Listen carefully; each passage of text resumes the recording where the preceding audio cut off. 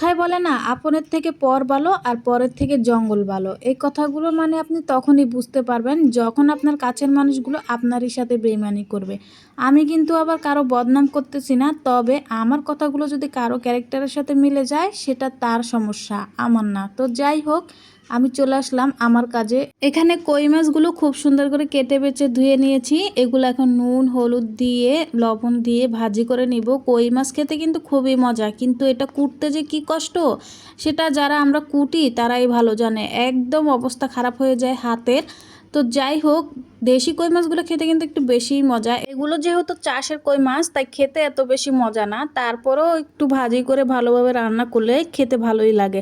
তো এখানে আমি কই মাছ নিয়ে নিলাম। তো এখানে আমি ভালোভাবে মশলাগুলো মাখিয়ে নিয়েছি। এখন আমি কড়া ভাজি করে নিব। কই মাছ কিন্তু আমার ঘরে তেমন একটা আনাই হয় না, কারণ এটা কুটতে অনেক বেশি কষ্ট। আর এটা যেই কাটা মানে কি বলবো, এটা কুটতে গেলে হাত একদম মানে কেটে যায়।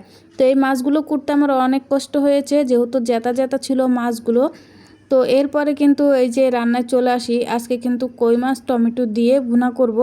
তো এখানে আমি 4 পিস ভুনা করব আর 1 পিস ভর্তা করব। টাকি মাছের মতো কই মাছের ভর্তাও কিন্তু খেতে অনেক বেশি মজা।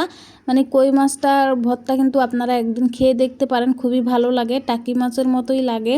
তো এই যে আমি 1 পিসের মাথা ছাড়িয়ে নিয়েছি, এটা কিন্তু ভর্তা করব আর 4 পিস ভুনা করব। তো এখানে আমি কড়া করে কই মাছগুলো একদম ভেজে নিয়েছি। তারপরে যে তুলে নিব, তারপরে কিন্তু পেঁয়াজ, তারপরে বাকি যে মশলাগুলো আছে সেগুলো আমি কষিয়ে নিব। রান্না বান্না করতে কিন্তু খারাপ লাগে না, আমার কাছে রান্না করতে ভালোই লাগে।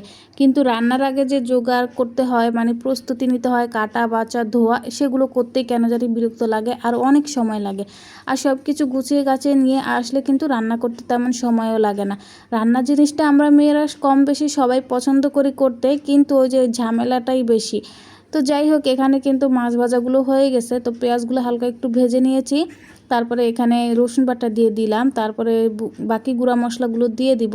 তো সিম্পল যেগুলো আমি সবাই ব্যবহার করে সেগুলোই দিয়ে দিলাম। এখানে বাড়তি আর কোনো কিছুই নাই। তো সবগুলো দিয়ে এখন আমি মশলাটাকে সুন্দরভাবে একটু সময় নিয়ে কষিয়ে নেব। তারপরে এখানে একটা টমেটো দিয়ে দিলাম। যে কোনো রান্নার ভিতরে মাছ মাংস যে কোনো রান্নার ভিতরে একটা টমেটো দিতে পারলে কিন্তু টেস্টটা অনেক বেশি ভালো আসে আর কালারটাও অনেক বেশি সুন্দর আসে।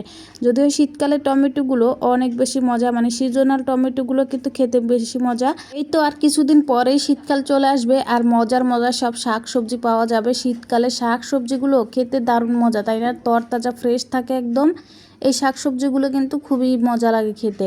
যাই হোক, এই যে এখানে মশলাগুলো কষানো হয়ে গেছে, এখন আমি মাছগুলো দিয়ে পরিমাণ মতো ঝোলের পানি দিয়ে দিলাম। এটা যেহেতু ভুনা করব তাই অল্প করেই পানি দিলাম। তো সব পানিগুলো দিয়ে এখন ঢাকনা দিয়ে আমি কিছুটা সময় রান্না করে নিব। শীতকাল আমার কাছে খুবই ভালো লাগে, শুধু একটা দিক ছাড়া। তবে আমার কাছে মনে হয় সবার একই অবস্থা, কি বলেন? তো যাই হোক, এদিকে কিন্তু আমার তরকারিটা রান্না হয়ে গেছে। এখানে আমি কিছুটা জিরা গুঁড়া দিয়ে তারপরে নামিয়ে নিব। তো এই তো ফাইনালি আমার তরকারি রান্নাটা হয়ে গেছে। এখন দেখেন, দেখতে খুবই লোভনীয় লাগছে, তাই না? খেতেও কিন্তু অনেক মজাই হয়েছিল। তো আজকের ভিডিওটা এই পর্যন্তই। ভিডিওটা ভালো লাগলে সবাই লাইক কমেন্ট আর শেয়ার করে দিবেন। আল্লাহ হাফেজ।